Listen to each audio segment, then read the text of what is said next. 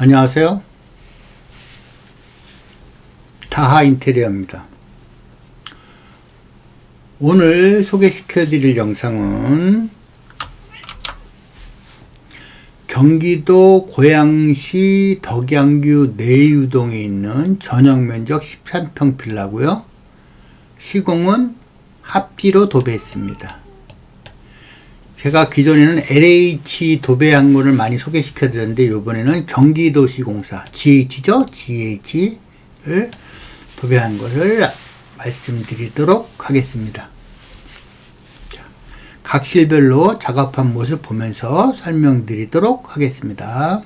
거실 시공 전후 모습입니다. 보시는 것처럼 이렇게 벽에는 실크 벽지로 되어 있었는데 생활이 흔적이 있었어요. 그래서 이거는 실크 벽지는 제거하고 이렇게 합지로 벽만 시공했습니다. 천정은 안 했어요. 예, 다른 현장도 마찬가지인데요. 자, 가끔 보면 그런 말씀 하세요.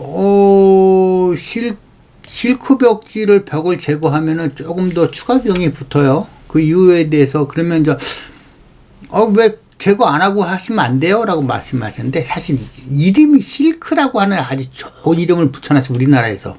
근데 사실은 보면 실크가 아니고 비닐을 약간의 코팅한 벽지인 거예요. 그러니까 비닐 위에는 벽지가 붙질 않죠. 풀이 붙질 않죠. 떨어지죠. 그래서 이걸 제거해야 되는 거예요. 제거 비용이 좀 나옵니다. 네. 그렇게 하시면 됩니다. 거실입니다. 깨끗하게 잘 됐습니다. 자, 다음 현장 보도록 하겠습니다.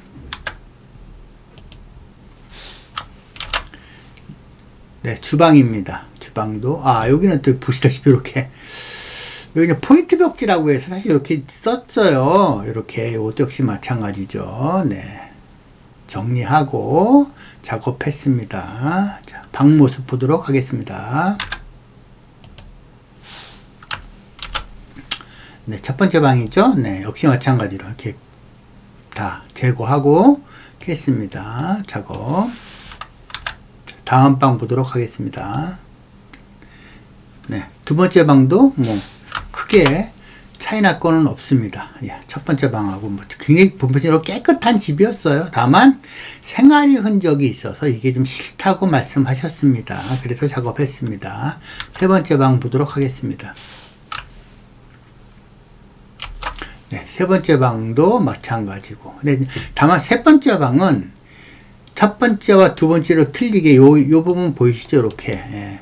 2보드로 작업을 한 집이에요. 그 전에. 그래서 2보드로 작업을 해서 그 벽지가 다 떠 있었어요. 그래서 이건 다 저희가 벽지를 실크 벽지 제거한 것뿐만 아니라 벽지를 아예 제거를 하고 이렇게 도배를 했습니다. 2보드 작업을 할 때는 처음 작업할 때 잘 되어 있어야 돼요. 그렇지 않으면 벽지가 나중에 뜨거나 벽이 뜨죠. 그러니까 벽이 뜨죠. 벽이 뜨면 벽지는 당연히 뜰 겁니다. 그래서 덜렁덜렁 거리는 경우가 있어요.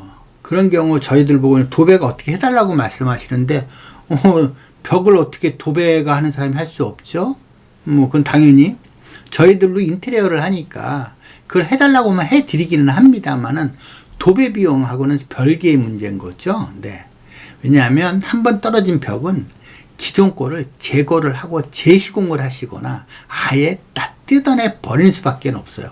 한번 떠져 있는 거를 다시 고정을 할 수 없어요. 왜냐하면 딱 붙어있는 그거를 뜯어내고 나면 뜯어내서 다시 붙여야 되는데 뜨더내면 그것이 붙어있는 게 손상이 가니까 그거를 제거할 수가 없겠죠. 네, 그래서 그런 경우니까 그건 이해해 주시고 그거에 대해서 가끔 보면 벽이 덜렁덜렁 거리는데 도배가 했다고 저희들한테 자꾸 뭐라고 크레임을 거시려고 하시는 분들이 계세요. 그건 아니죠. 네.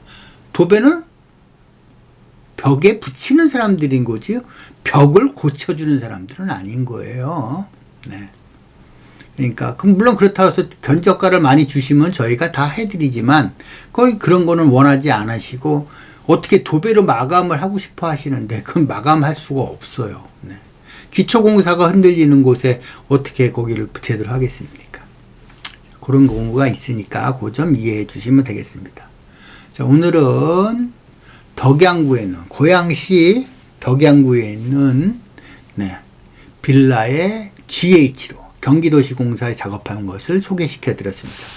자, 다음으로는 제가 이제 뭐 각 물어보시죠. 문자나 뭐 이런 거로 연락 오셔갖고 어떻게 해야 돼요 하고 물어보시는데 그거에 대한 설명해 드리도록 하겠습니다.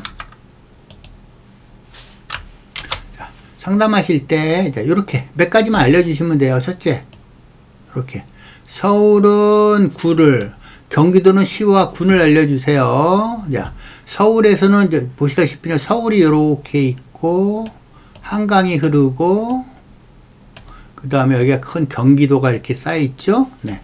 중에서 저희가 작업을 못 가는 데가 여기 강남 상구 요 부분과 요 밑에 연결되어 있는 이 경기도 지역 요렇게, 네, 요렇게는 작업을 못 갑니다. 왜? 너무 거리가 멀어요. 나머지 지역은 다 갑니다. 강남 상구와 그 밑에 있죠. 안양, 평천, 수원 뭐 이렇게 다 이쪽은 못 갑니다. 이렇게는. 네, 이렇게는 작업을 못 한다. 이거 말씀드릴 거예요. 나머지는 합니다. 자, 그 다음에 면적을 꼭 몇 평이라고 하시는데요 라고 얘기하지 마시고 제곱미터로 알려주세요. 왜냐하면 제곱미터에 따라서 지원금 차이가 있습니다. 물론 39제곱미터 이상이면 도배장판을 다 했을 때 무조건 60만원 지원됩니다만은 그 이하인 경우는 그렇고요. 또 도배만 하는 경우, 장판하는 경우도 또 금액이 차이가 있습니다. 또 같은 평수라 하더라도 방의 개수에 따라서 견적 차이가 납니다. 왜 그럴까요? 네, 그렇죠. 방이 하나 있는 거와 두 개 있는 거와 세 개 있는 거 면의 차이가 나잖아요. 면에. 그 면 때문에 도배지도 많이 들어가고 사람도 차이가 날 수 있습니다. 알려주셔야 돼요. 그 다음에 세 번째 시공 종류 알려주세요 하면은 도배냐 장판 전부 다 할 거다, 일부만 한다, 뭐 벽만 한다. 방금 전에 보셨던 것처럼 벽만 할 수도 있어요. 그 다음에 시공일은 공실인지 아닌지 여부도 알려주세요. 저들이 말하는 게 공실은 어느 걸 뭐냐면요, 이사 등이 없는 8시간 이상의 빈 상태를 공실이라고 얘기해요. 그럼 어떤 분들은 이렇게 얘기해요. 11시에 이사 나가고 아니면 10시에 이사 나가니까 그 다음부터 8시간은 공실 아닌가요? 저희는 그 다음날 입주해요. 이렇게 얘기하세요. 그러면 야간 작업을 하는 거잖아요, 저희한테. 네. 그래서 그런 것도 사실 지양해야 되고요. 두 번째는 이삿짐에서 지금 살고 계신 분이 10시까지는 나간다고 했어요. 저희는 그 말 믿지 않습니다. 저희 오랫동안 해봤고요. 실질적으로 그렇게 나가는 경우도 거의 없어요. 차라리 12시까지 넘어서 작업하는 경우는 많이 봤어도 그 전에 나가는 경우는 거의 없습니다. 왜냐하면 요즘에 이사하시는 분들도 그렇고 되게 7시 반에서 8시 사이에 현장에 대충 도착하세요. 그럼 그때부터 짐 내리고 작업 준비를 해요. 그러면 9시 정도 돼서 작업이 시작됩니다. 그러면 또 포장을 하면서 짐이 내리기 시작하죠. 그러면 최소한 아무리 안 걸려도 3시간은 걸려요. 그러니까 12시나 끝난다고 봐야 되는 거예요. 그럼 저희는 조금 현장이 좀 일찍 도착하긴 하지만 그래도 저희가 아무리 빨리 작업해도 12시 반 아니면 1시서부터 작업을 하게 되는 거예요. 그 점이 있으니까 그렇게 아시면 됩니다. 네, 그 점 이해해 주시면 되겠습니다. 자, 그럼 연락은 어떻게 하나요? 라고 여쭤보세요. 연락처 알려드릴게요. 네, 연락처입니다. 네.